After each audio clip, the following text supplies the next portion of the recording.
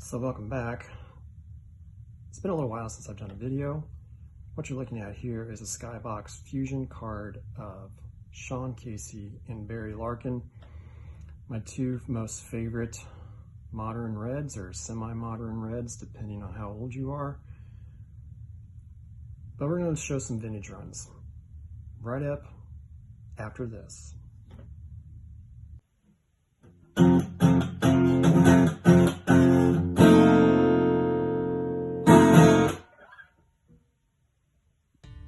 Okay, so we're going to do some vintage player runs here. Kind of keep track of how things are going with my collecting. And I've slowed down quite a bit. Not buying very much at all. A little bit here or there. And these are in no particular order from early year to later year, just going to start showing cards. So we're going to start with Bob Gibson.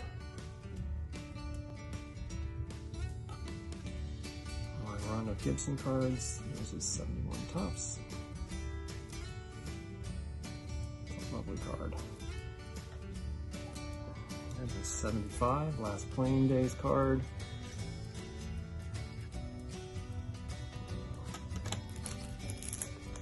Pulling them out of wrappers as I go. This might be my favorite Bob Gibson card right here. 1960 tops.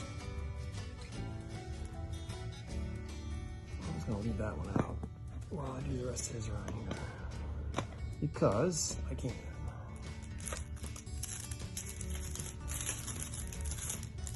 And I know already I forgot to pull a 74, so if you want to hold it tight, I will be back with it. Here we are, late Bob Gibson. Looking like he's staring down the batter at the plate, getting the sign. Probably, well, at this point, could be Ted Simmons. Probably was. This was my first, I believe, my first graded Bob Gibson card I ever got. Well, there's the rest. Like that blue hat. This was my second or very early collecting days.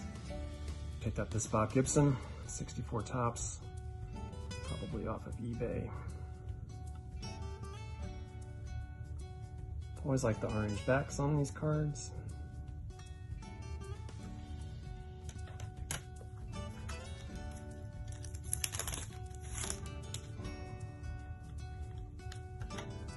These next four will be more recent pickups in the last year or two. Nothing like in the last few months. I've had this for a while.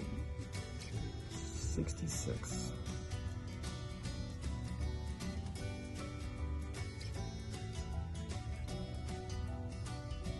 I love that stoic pose. The bullet throwing right-hander. Led the cards and wins last year.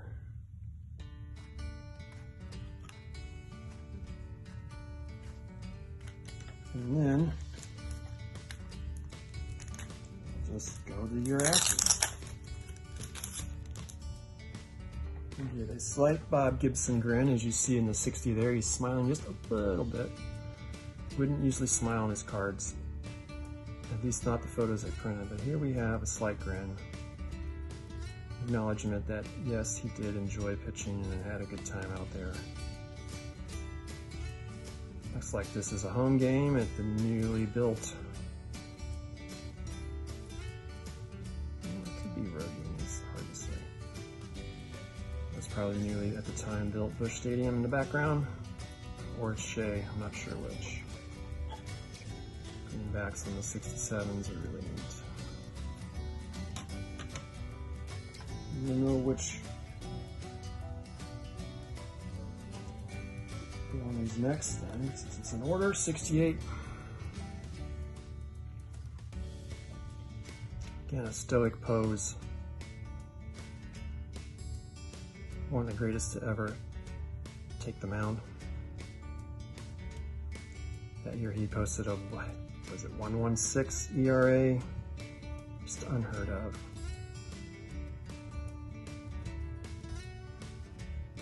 And the league decided to split up the leagues into 2 divisions each, add a DH in the American League, lower the mound 6 inches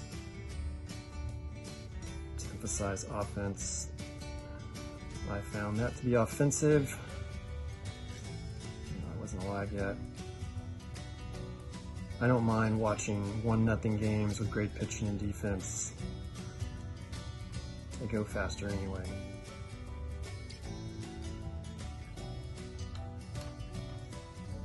And then the 68 All-Star, where we really have him almost like gut laughing, that's pretty rare. For his cards to see him looking nothing other than all business, because he was all business out there. He talked about his early playing days, not with the Cardinals, but with the Harlem Globetrotters. He was a skilled basketball player. I mean, he was an incredible athlete. Had to be to pitch as long as he did and just have the amazing control he had. But he talked about you showing your weakness out there, or if you can't get the job done, they'll give it to somebody else.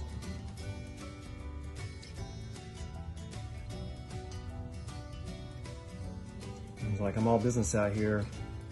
I don't want my opponent to see me weak. They need to know I'm serious.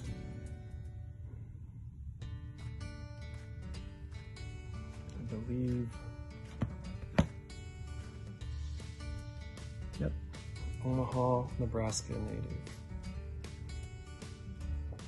That'll make my Nebraska friends on here happy.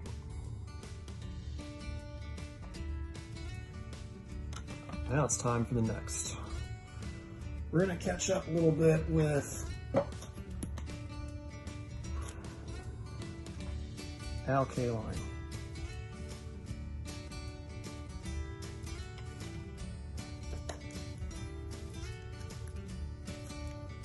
We'll start off with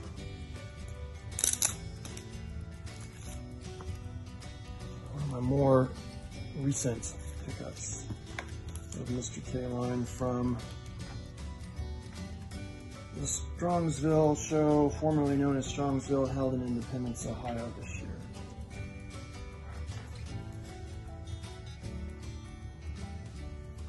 First we'll show the 67.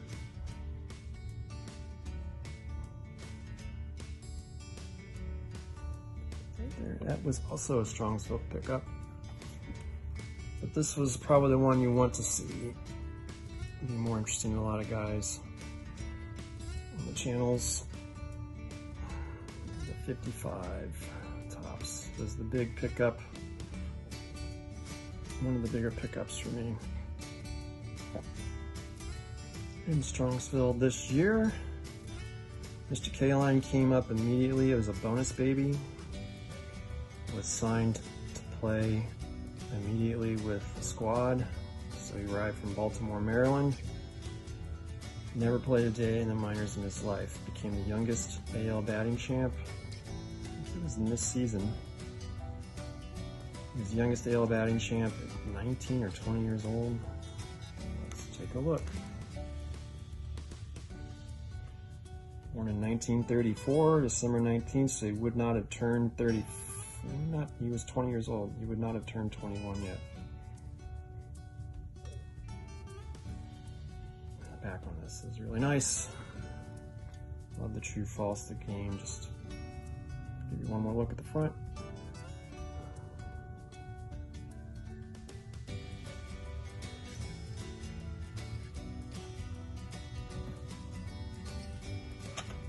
And next. I can kind of organize these sort of in the way they come about. Try to make these in order.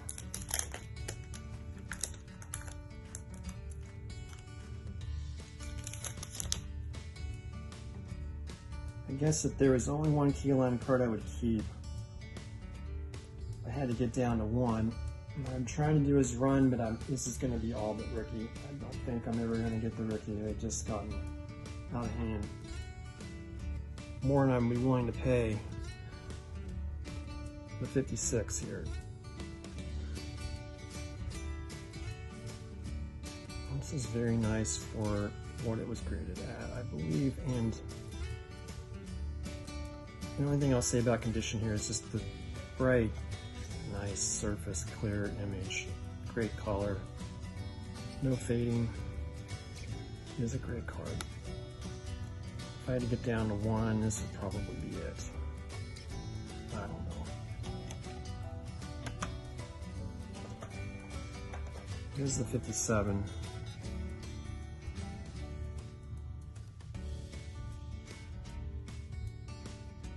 Does not present badly. I believe that's Yankee Stadium in the back. He wore number 6.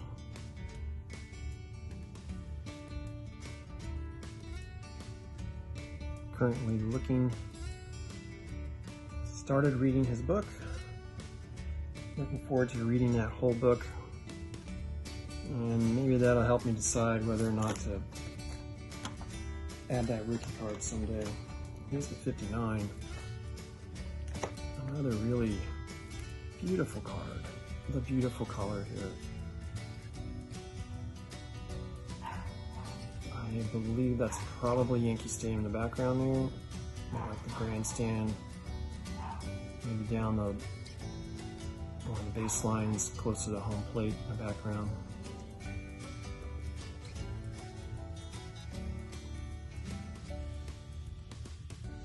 Some guys like the backs, so I'll show backs. People will describe this sometimes as a Christmas style back.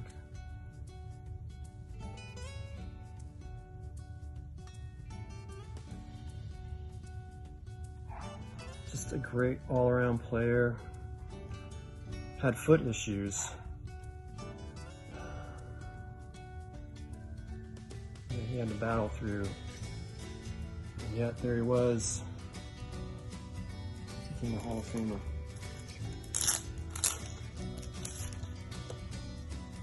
There's the 60.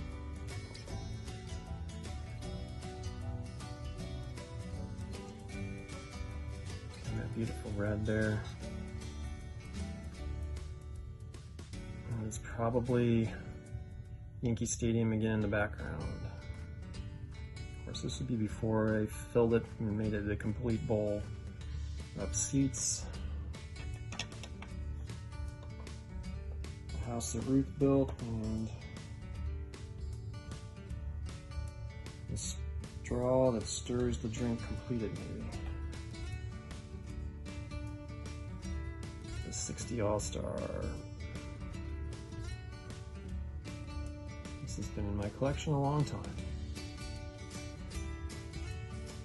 That's 60 is the design. I almost like this design better in the base of the 60 set.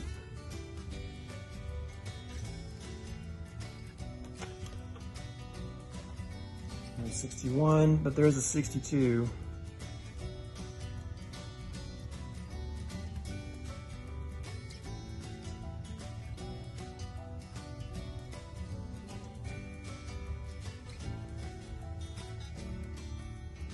Probably back home. Probably Tiger Stadium in the background, or possibly spring training somewhere. Stadium looks smaller actually.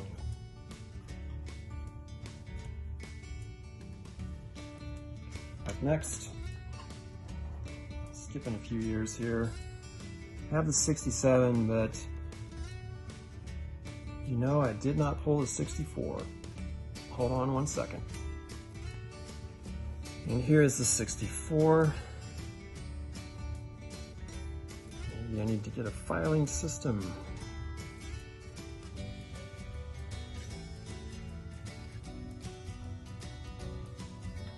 Beautiful orange backs.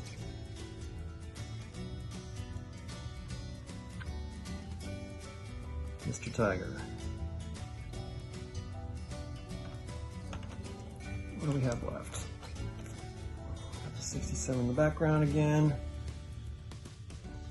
Do not have a 68 or 69 or the 66, but we do have a 70. Big surprise, Yankee Stadium in the background. Mecca of baseball.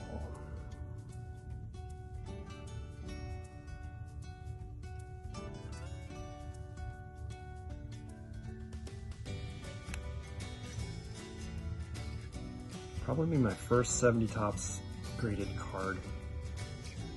It's been in my collection a really long time.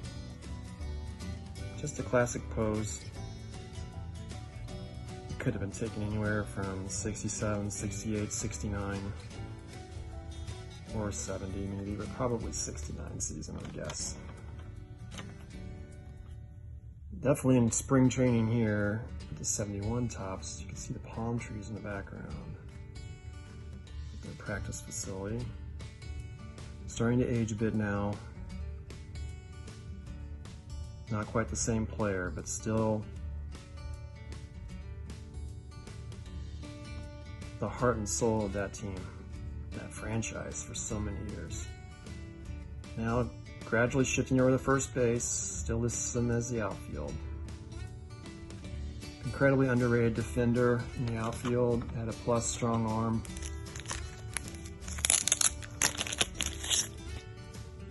Here's the 72.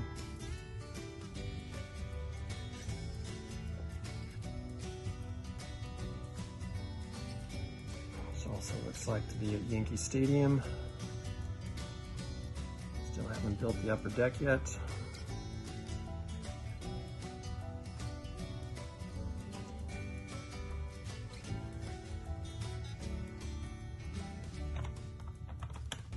I used to have a 73.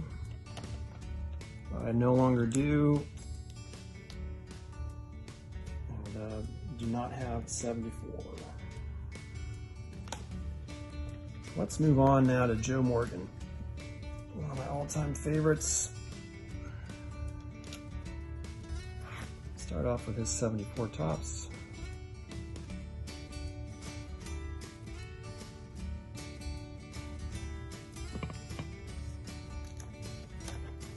In no particular order.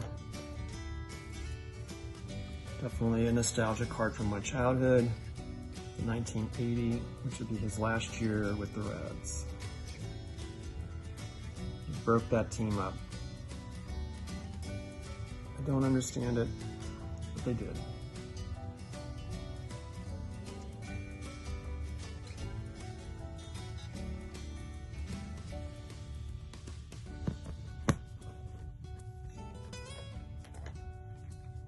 Here's a 69. Still with the Astros, not quite yet traded over to the Reds.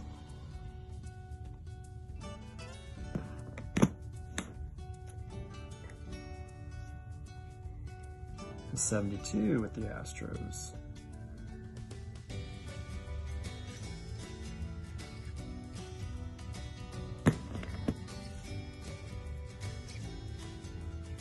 Here's the 79.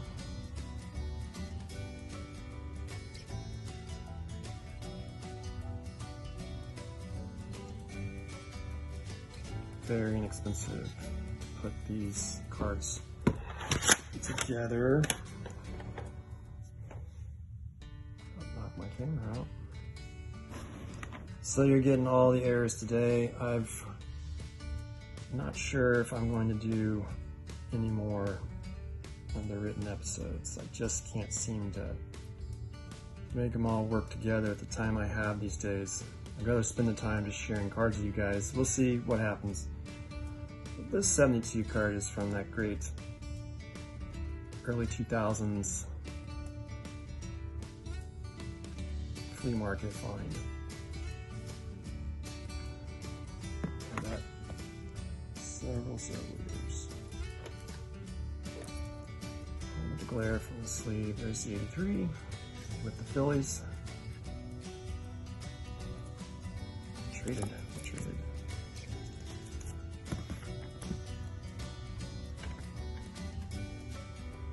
This is 82 at the Giants.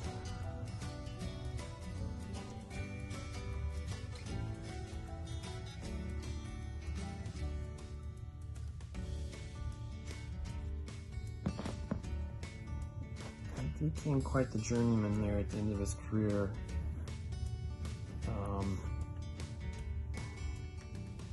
Played for a lot of teams. Phillies, Giants, Astros, and the Reds. I don't know, some other team from, started off in Philadelphia.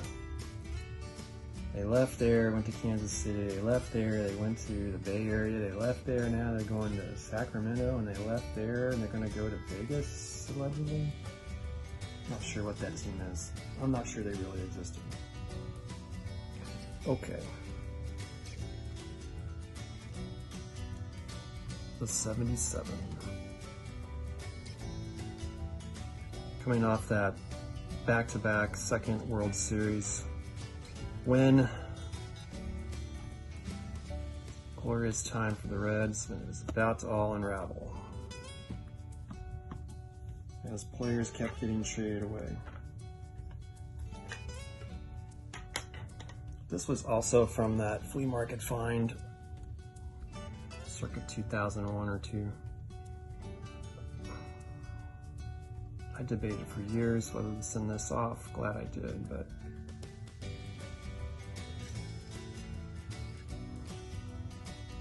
I'm also very thankful I've kept cards like this. I'm kind of going through a phase right now where I kind of feel like maybe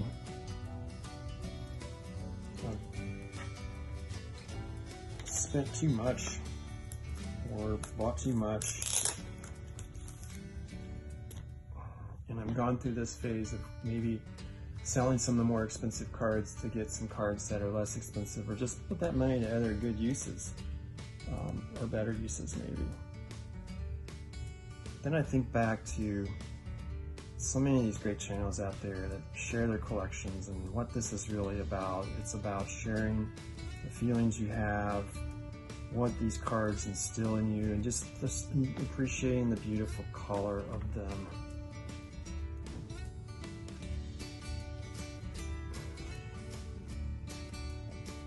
Here's the 66 with the Ricky hat. Many prefer this to his rookie card. A lot of people really love this card. I have no idea where this is at. Could this be in LA? Is this before they built Dodger Stadium? Coliseum? I don't know. It's just a beautiful background though, that blue sky. This is their favorite Morgan card. I do not have the 67. Of course, here's the rookie card with Sonny Jackson, who was a decent player in his own right. There's some of these dual rookie cards I really do like. Maybe someday I'll get the Rod Carew rookie because he shares it with Dick Allen's brother. I think it's Hank Allen.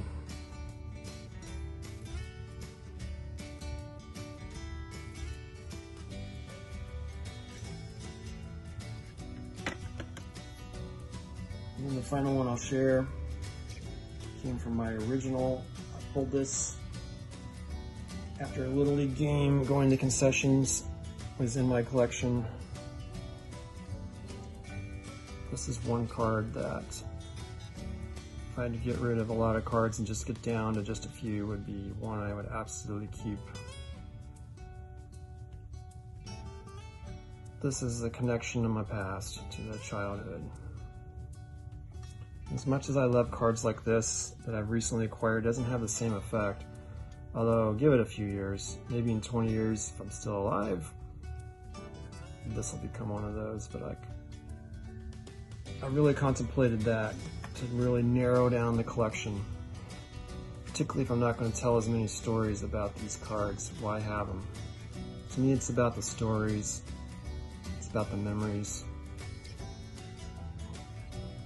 Everything about this card. Like, I knew who Joe Morgan was, he played for the Reds, but seeing him here, still just going back to his original team, and just still playing because he was a professional. because every game meant something to him, even though it might have seemed like a grinded time and his career is winding down. He just went out there every day and just battled. Just played for the love of the game. I know that sounds cliche, but I'd rather have this card than this one or any of his Reds cards, as I got this first. First, always being there first kind of comes into play. It doesn't always mean that it's not something that was the end-all be-all for a card. But I really believe paring down my collection would lead to mostly keeping cards like this, and just cards I've had just a super long time. But as someone once said, in this market, when you've bought cards a long time ago, they're certainly going to go up in value. So you sell high and you buy low, Pat. And with that, friends, that's all I have for you today.